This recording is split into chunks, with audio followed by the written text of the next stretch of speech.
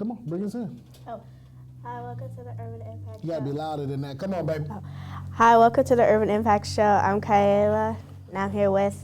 Rob Johnson. And Dewana Bradley. Where are we? Where are we at? We're live from the studio. If you want to book, the number is 515-996-0326. Yeah, good job. Good job. Welcome back. We haven't seen you in a while. Look at you growing up. You didn't look like this when you last came through here. You know, you didn't have braids either. When did you get these braids done? I got them done last Saturday. Last Saturday. So, Kayla, we've been talking about reading and stuff like that, right?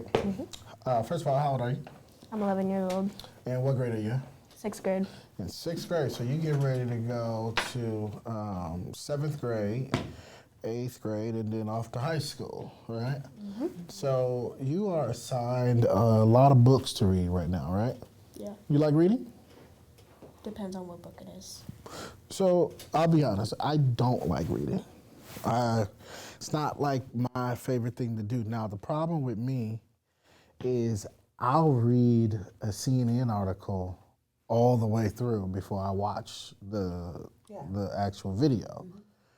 But to pick up a novel for me is almost it literally puts me to sleep immediately. I don't know what maybe it's the novel itself, but I'm not a big fan. Now I can read, clearly, but I'm just not a fan. What type of books would you prefer reading? I like reading horror books and love stories. Love stories. Love stories. 7th grade. 6th. Wait, 6? 6th grade. She's talking about love stories. Love stories. Really? Her mom understand? I'm looking for a mom. Where's your Yeah. mom at? Yeah. Mom, we got a Love problem. stories. What's going on here? Live on the set. You heard it first. Love stories. What about love stories you in love with? Hmm? What do you like about the love story? Yeah. What do you like about it? What was that?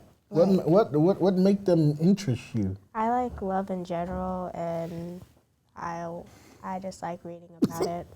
How do you define love? What does love mean to you? This show done take an interesting turn. Love is like where you connect with the person, that you can tell them whenever, like, you're sad, mad, happy, upset, anything. 6th grade. Wow.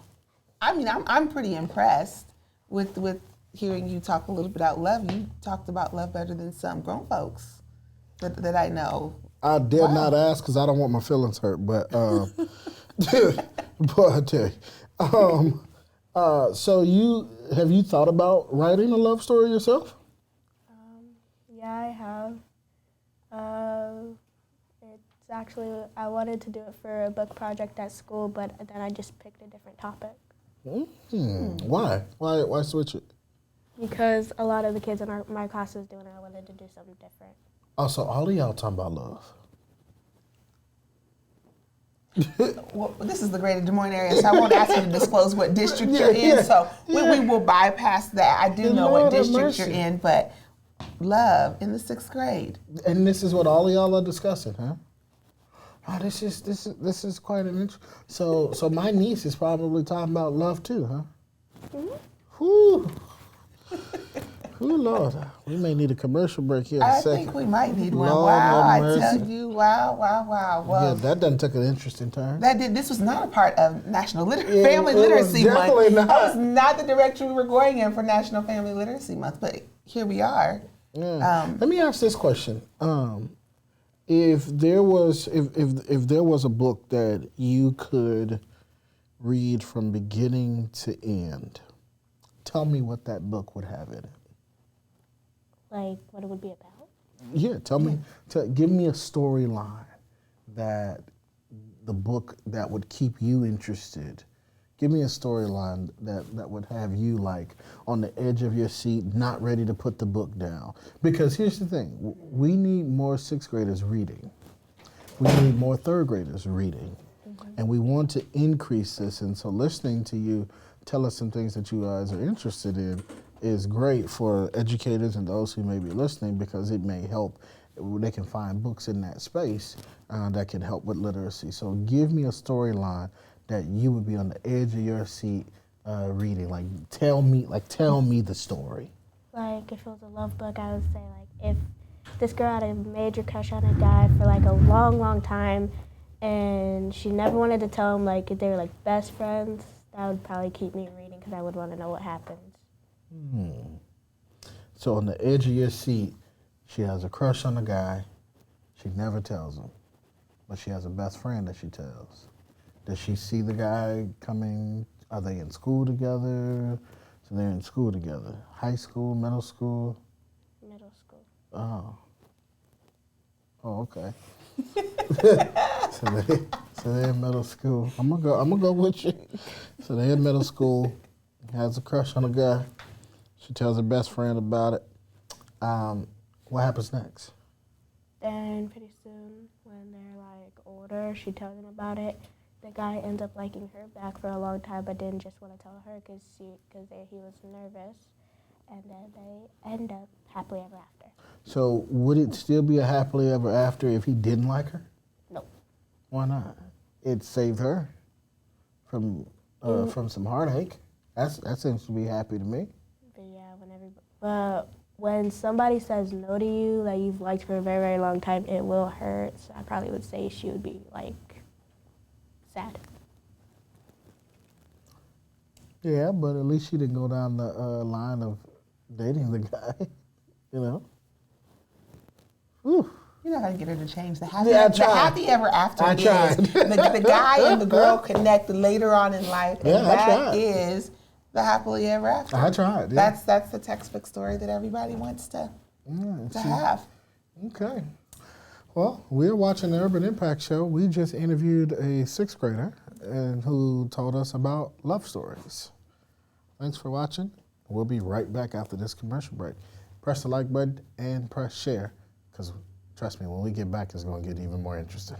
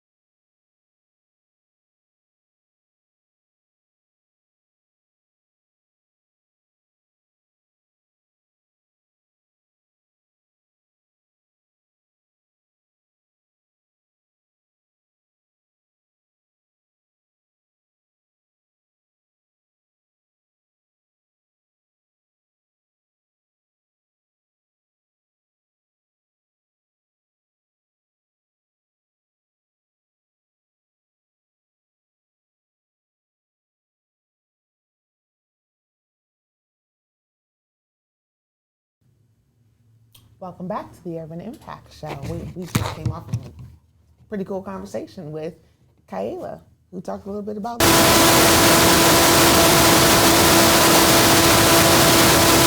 An ordeal. Yeah. To hear out of the mouth of an 11-year-old what she would like to read, but also, you know, I cringe a little bit only because our babies, you know, are getting these love stories, and I just don't want to see them with their hearts broken, Right. you know, from some little boy who, you know, who ain't been trained right. Exactly. You know. Exactly. Exactly. Yeah. There's a little bit more to it than the just I like you, you like me, happily ever after type of deal. But you know, but that's But also, they're in 6th grade. that's what I was gonna say. That's 6th They're in grade. 6th So grade, yeah. in 6th grade, that's what it feels like. It's I like you, you like me, we're happy ever Yeah, after. they're dating whoever texts them the most at Right. that point, you know. At my age, I got bills. Right. Who you telling? I got bills and Who a you child. telling? Got And a got child. bills and grown I folks. tell everybody, my child don't need a mama, he got one. I'm the one who need the cooked meal. Oh, here we go again. I'm This the one cooked who meal need- thing, you I'm the know. one who need the cuddles. When I get home, all I just need you to do is have the food on the table. What's wrong with What's that? wrong with that? Yeah, I knew you was gonna say, what's wrong with that? What's wrong with that? You got to put some effort into this too. Like, you know, like, are you gonna cook sometime? Because here's the deal: not every day am I gonna come walking in the house having the food ready to go. Because I work too. And so it's just not going to happen every day. Like, this is a partnership, would mean that at times you would need to be the one to have some food on the table when I walk in the house, especially if you get home before I do. I see the expression on your face that's saying, like, I don't think so, but I'm going to listen to you. I'm trying to figure out. So if this was, what was the show called? Make a Millionaire? What was the show called? Y'all remember the show, the game Millionaires? Oh, how to be a millionaire. Yeah. So that show, in that show, they had this thing in there called where you could phone a friend, and at this point, I would like to phone Mother Teresa Bradley. At this point, because I firmly believe that she would agree with my sentiment of where I'm at, because I bet you, you know, she would have had the meals cooked. Let me just tell you though, there is a huge difference between my mama and me. A huge difference. You're absolutely right. She would agree with you 100%. Absolutely. My mama makes my dad's meals. She takes them to him. He doesn't have to cook. Now, there are days he chooses to cook and no one complains in the household. 'Cause it's his choice. It is his choice. You're It's not an absolutely right. expectation. But I'm telling you right now, as for me and my house, okay? And yes, I am still single, but as for me and my house, Me too. I'm just telling you right now, in my house, you're gonna have to help me out a little bit. I own businesses, I run a nonprofit, I'm on the school board, I'm getting my doctorate. Oh yes, I know all my choices, but you're still going to have to meet me halfway, and some days you gonna have to cook. It's just that simple. Just saying. So, I'm sure we're gonna get some emails about this, but I just, and maybe I'm old school, you know, maybe I'm old school. You can ask my sister Chrissy. My mom was she was very old school as well. Like, my sisters cooked and, you know, made plates and did all of that stuff. Now, don't get me wrong, my mom taught me how to cook food, but I very, very, very well despised it. I disliked cleaning. Like, I won't clean my kitchen even till this day as a grown man. Right. Like, I have a cleaning service that comes in to clean it because I refuse to do it because I did not enjoy doing it as a child. I hated it. And I did not enjoy cooking. Cooking wasn't a great experience for me as a child. That doesn't mean that if Eli and I are home and hungry, or Eli, myself, and Isaiah are home and hungry, that I'm just going to, not cook for them. I mean, I may throw some, from the freezer into the microwave, but I will say this: I did cook the other day, and I had to read the instructions. I had to read the instructions. So I made this pasta with turkey smoked sausage and shrimp. And I with what are they called? Bow tie noodles. Yes. Yep, bow tie noodles. Yes. And I kept trying the noodles, and they were like, I was like, oh my God, this stuff is gross. Like, how do people keep trying this, right? And so I kept trying the noodles, and they just never seemed to actually like get to where I wanted them to be. And so I'm like, all right, like something is going wrong. So I went back to reread the instructions, and I hadn't cooked them long enough. I was gonna say, Rob, did we boil the noodles long enough? And see, this is the point, you know. And so then I made this butter sauce that went along with them, and let me tell you, it was good. Yeah. It was extremely scrumptious, but I despised every moment of it. Now my son, he ate well. He slurped up the little noodles.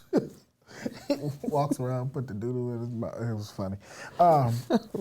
But yeah, no, I don't know. And when our babies talk about love and then reading and all of this other stuff, there's so much happening right now, and I realize that there's so much coming at them all at once that, of course, I mean, look at TikTok, right? There's so much coming at them at once. They're either in love or dancing on TikTok, so choose your battle, right? It's true. They are. They doing one or the other. But we're gonna always agree to disagree on that whole cooking the, having the food. No, you agree with me. No, I do not agree with you. I said you've got to meet me halfway. You've got to meet me halfway. But it's good to know that you can cook a little something. Cause see, I didn't think you could cook at all. Yeah, so I can do a little. Ooh, I just processed that, and that caught me. Yeah. That caught me. That caught me. I felt like for a minute, like it's like one of those cuts where you didn't know you was cut, and then you feel the breeze, and it's like, ooh, I was just cut. Like, oh man, okay.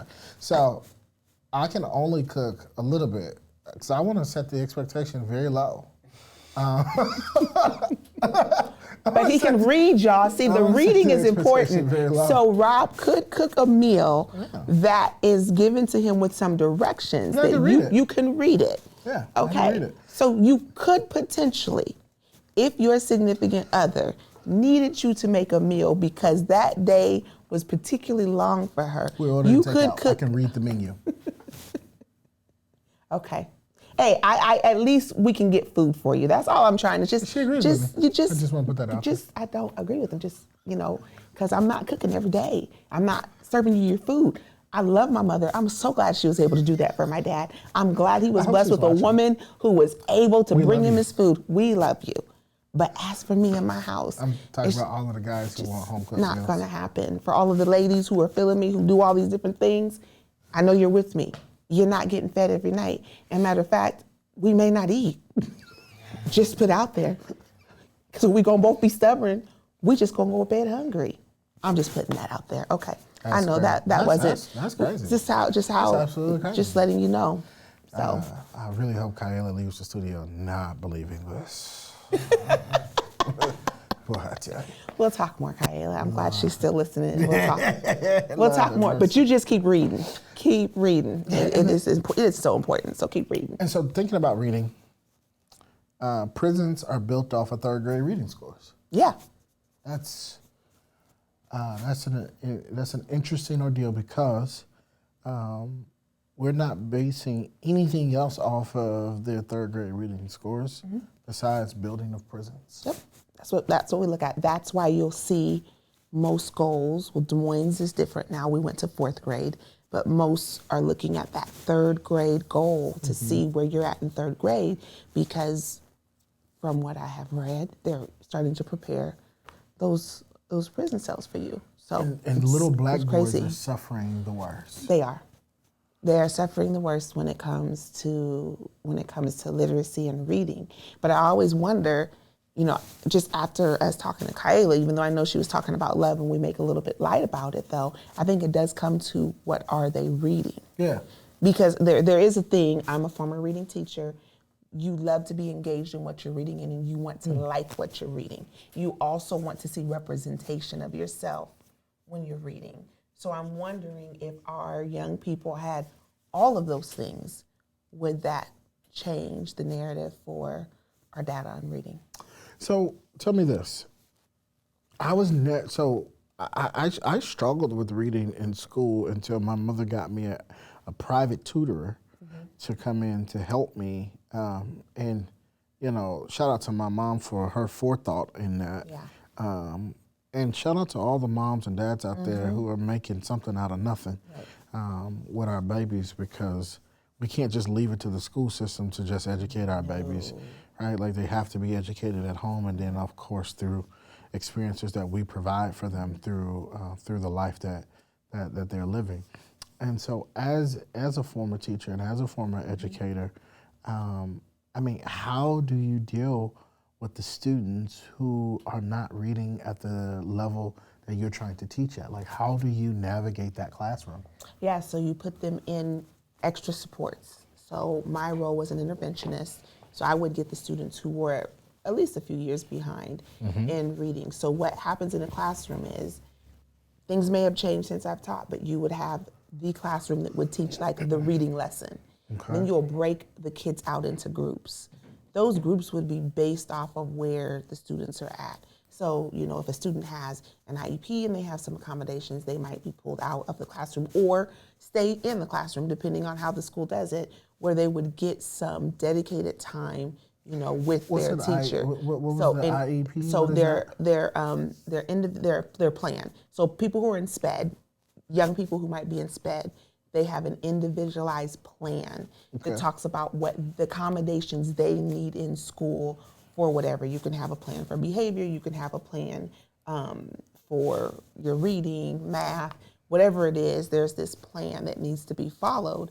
But even if you don't have an IEP, if you've been identified as your teacher as someone who's just below reading level or needing some extra supports, you would go with me as an interventionist. I would take a group of 6 kids out and we would work on the things that they need to have worked on. So you'll still get your classroom content with the whole class, but when you come in your special groups, you are getting things basically where you need them to be. So if it's phonics, we need to work on. If it's your fluency, if it's your, you know, sounding outlet, whatever we need to work on, we're going to work on in that group. And so that's a part of what helps. But that is not enough. I mean, there's not enough time in the school day to do that. So this is where family is important. This is where, you know, Those home cooked meals come into play. you and these home cooked meals is where your family's important, your friends, Stay toxic. you know, all of that kind of stuff. That's why. This is why it takes a village to raise our young people when it comes to their education. We can't expect that it's going to happen in school. Now, don't get me wrong. With help and the continuous moving through, it can. I do know young people who were behind, you know, 2 years, and it was just a constant practice, and they grew. But you need to give them time and put the helps in place in order for that to happen. Now, you're getting your doctorate in Educational leadership. and this is something that is near and dear to your heart. Yeah. How do we change this? Like, what is the plan? The plan, if I had my just run of you could do whatever, in my opinion. You got a blank check to want to listen. Yeah. So how do we change it? So we need to create, in my mind, community-based schooling, where in my mind of this is school needs to be, we need to reinvent how we're doing things. What we're doing right now in school, for those of you that don't know what's happening, is you're coming to school, you're starting your school day at 8:25, you're there until, let's say, you're 3-something. If you're in middle school, you're going class to class to class. If you're in elementary school, you're in your class all day long. Well, the way that you and I did school, come on class, let's read the book, or let's go to our groups, or let's do this. There are some kids that don't dissect school that way. Some need schools where just give me the computer, let me do the modules, I'll pass them on my own. I don't need to be in front of the teacher. I'm gone. We have some of those options here in Des Moines for older kids. Some just, maybe it is just a smaller group that they're in. But for me, what I think that we don't have in schools that we need to have is everything you would need. So when, as a parent, I drop my kid off, if I need to talk to DHS, if I need to file for food stamps, if I need mental health, whatever I need, all of that should be in your school and not on the hands of one person. Yeah. We have community school coordinators, you have success workers, you have them, but some of these schools only have one individual. I'm talking about DHS and all these other places. Bring those people in the school so that everything a student needs, they have. So then guess what, when there's a behavioral issue that happens in school, instead of removing them out of the classroom and I'll just say, letting them have an iPad for the rest of the day, you take them into the mental health therapist, maybe, if that's what they need, to have someone to talk to that has the license to be able to say, okay, I'm gonna help you get back into the classroom. They have that conversation, they get back into the classroom. What we need is more licensed professionals within the school to be able to help instead of doing some of the blanket things with our students. And we also need to find ways to keep our kids in the classroom. I don't think we have like I said, I'm far removed from the classroom, so don't throw stones at me for people who are saying, well, you've never been in the classroom. I haven't been in the classroom for about 7 years. But I do know enough to know that we need to change the model of how we are teaching our kids. They are the behaviors is because they're regurgitating what we're giving them. It's not working for them. So what worked for us is not gonna work for them. I got a 6-year-old niece, she told me, I don't like learning.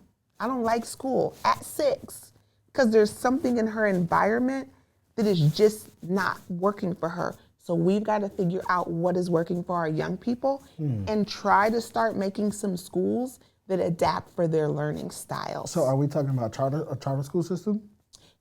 Possibly. Sorry, I know I'm on the board, but I'm just saying that, it could possibly look that way. It could look like academies. It could look like smaller based learning. Here's the thing, I know that all of this takes money, but if we are wanting to raise individuals to be contributing citizens to society, the people that— And it's global. Yeah, it is, global society. If we're trying to raise people, we've got to figure out how to get them when they're young, teaching them how to speak up for themselves, how to verbalize things, how to problem solve, how to think for themselves. We got to start when they're little. We need every street corner should have a preschool somewhere. Like, we don't have enough. We got a lot of churches though. Every corner almost you go on, here you can find a church. What if those churches all had preschools in them so that we could— child daycare or a daycare, something that we're preparing our kids so that when the kindergarten teacher gets them, they don't have to go back and teach letters and teach them to count and the colors. Like, no. We should be getting you ready to move you to first grade. And so in my mind, I just think we need to think about it all. And what we need to not be is threatened by all of this. Rather it's a charter school, it's an academy, if it's something, if it works for a group of students, we ought not be so upset about that. The problem I have is we collectively need to work together, not be silos of saying, well, I'm gonna make you pay public education because we're gonna take these monies away from you and we're gonna funnel it over here. Private schools, we're gonna make sure you have this. What we're doing is we're pitting private and public against each other, and what we need to be doing is bringing them all to the table. I have a son in private and I've had a daughter in public. There's no reason why they need to pit against each other. Bring everyone to the table so we can get this figured out. We all say we have the same goal, so let's just figure it out. Final thoughts on just reading in general? Yeah, reading for me, I'm gonna always say it is important. It is your key to knowledge. I mean, I had a cousin of mine who said, I don't need school because all I'm gonna do is just go sit in the library and read all the books. That's what he did. He never went and got his college degree. He just went to the library and that's how he educated himself. But he was able to educate himself because he knew how to read. I'm able to sign a contract and read it before I sign, and if something's not right, I can take it back and say, yeah, you're gonna have to fix this part. But that's because learning to read is so important. Yeah. And I think what we need to do is make reading important and fun again. Yeah. You know, I'm like you. I can sit and read a CNN article, a Fox News article, a Des Moines Register article. I'll read it to the T because that's Make my America great again. yeah, that's my. Don't get me started there. That's my thing. But I'm like you. I got books sitting at the house that I said when I'm on break from school, I need to read because I do like to read those books. But like 1619 on Juneteenth, I've got books that are waiting for me to read. But those news articles, I'll read them with nothing. So I just want to encourage young people, find what you like to read. Yep. And just do that. I mean, you're gonna have to do your schoolwork, but when you come home, immerse yourself in the books. They say you should read 30 minutes a day. Yeah. And if you can play a video game for 30 minutes, You can read. and I got a son who can play them for longer than that, Yeah. you can commit yourself to reading, and you can read with a loved one, you can read with your neighbor, you can read with your best friend, but the purpose in this is read. And as adults, we should be asking kids to read to us too. So I have started reading to Eli and Isaiah. Shout out to a friend of mine who bought some Bob Marley books. So you can actually like do a little, read those with a little twang to them. It's actually pretty dope. So yeah, I've been telling people buy Eli some books so that we can read to them because that's exactly what I think is going to be necessary. So, Yeah, I think that's going to do it. We got Well, some special announcements Yeah, before we go get ahead. going. We got some special announcements go of ahead. some things. We are having the Rob Johnson gas giveaway. I've done given it a name, so I that's the name we're going to roll with. Every January, no matter what, to celebrate Rob's birthday, we're going to be doing a gas giving giveaway. back. Yep, we're going to Your always birthday's give coming up in back. December. Yeah, it is December 29th. Don't y'all forget? Yeah, my birthday. Yep. 45. Whew. Don't say anything about that. I'm embracing that 45, okay? 45 is a great age, all right? Anyways, you got me off track. So gas giveaway, we're doing this January. Tell them the date. January 21st. January 21st, we're going to be doing a gas giveaway. We're not giving too much details right now, but what we will have on the Urban Impact Show's page is a link where you can start giving. We want you to start giving to this cause. This is going to help those who are needing gas for any number of things, to get back and forth to work, to get their kids to school, you know, to go be a caregiver, whatever it is that you're needing gas for. We want to help you out on that day. We're not giving locations or anything like that Not yet. yet. No, but it's Honestly, coming. to be honest with you, I really feel like we should drop the like we should have people go and follow the page, and then like that morning we drop the location. Yeah. Like I really feel like we should do that because it'll build that the anticipation and So like our page. yeah, So yeah. you need to like the Urban Impact Show's page if you want to find out more information about the gas giveaway. We are not going to give the location of that particular location until it gets very close to the event. Maybe not until the day of, honestly. Yeah, it just We're depends just on how we're gonna work it it just out. depends Yeah. on how it works out. But trust me when I tell you, you want to be there to get your free gas. It's gonna be pretty dope. Yeah, you definitely want to be there. And then we have kind of, I know it's sad news to us. We're going to talk about that today. Absolutely, okay. man. Because I know this is something that we've already put out there, so Yeah, it's been it out was sad there. for me. I'm not gonna lie, but I know it was. I was extremely excited and proud. The original engineer of the Urban Mm-hmm. Impact Show has officially moved to Atlanta, Georgia. A couple months ago, he came to me and he said, "Hey, well, actually, it was really during the summer. He came to me and he said, "Hey, I'm thinking about switching some jobs and doing this." And then a few months ago, he came to me and he was like, "Hey, I need to use you as a reference for this job." And I'm like, "Oh, okay, cool." So we got the form filled out, got everything done for the job, and he got the job. And so he has now officially moved to Atlanta, Georgia. And so shout out to Matthew. Directed by Midwest That's right. is his page. Please feel free to go and check out his page, Directed by Midwest. you know, we're excited for him. We are super excited for him. He is in Georgia now, and so man, it felt so surreal talking to him and having that last because the last time I saw him, he was helping me because my car died in the middle of the street, and so not only has our engineer moved on, but my friend is in the ATL. So if you know anybody in the ATL that are good people, we don't need no Atlanta scammers, like on the Country Wayne show. But because that show is super funny, by the way, y'all should check it out. It's on YouTube. Yeah, if you know any good people down in the ATL, come check it out. Shout out to Trey, who's holding it down right now with us, our current engineer. If you want to be a part of this show, come 2023, let us know. There's going to be some major changes coming in 2023. We're going to spice this up a bit because we want to make sure that we want to bring you the current information, current details, and keep you up to date on what is impacting the urban community. So if you have ideas for us, don't hesitate to send them our way. If you think about you may want to be a host, shoot us your information. Let us know. Shoot us a little video on why you want to be a host on the show. We'll definitely take a look at it, and you will be considered. Trust me. So yeah, everything is open. Follow Armani Visuals on Instagram. Armani Visuals on it. Put the link in there. So follow Armani Visuals as well. Our boy Trey on Instagram, and so yeah, man, we're trying our best to do what we can to provide great content and do this show the best way we can. Yes. And so we would love our community support, and you all have been so supportive, and we're so grateful and so thankful for everything that you all have continued to show us.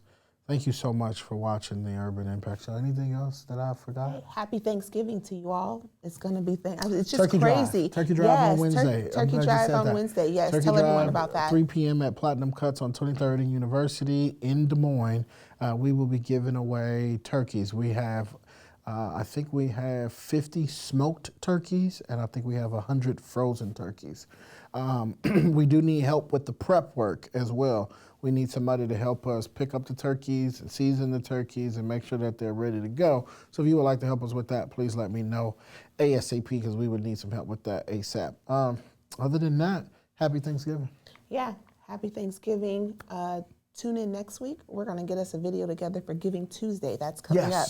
Giving Tuesday is coming up, and while everyone gives to all these organizations, we want you to give to the Des Moines Urban Experience for Juneteenth activities, for the giveaway that's coming up for Black History Month. We have a whole slew of events that we're wanting to do in 2023, and we need your help to make that happen. So we will get a video together. We'll get that out probably on that Monday or Tuesday of Giving Tuesday. I think it's the 29th it is. So be on the lookout for that. Again, we want to wish you all a happy Thanksgiving. Thank you for tuning in to the Urban Impact Show. Thanks for watching. See you soon.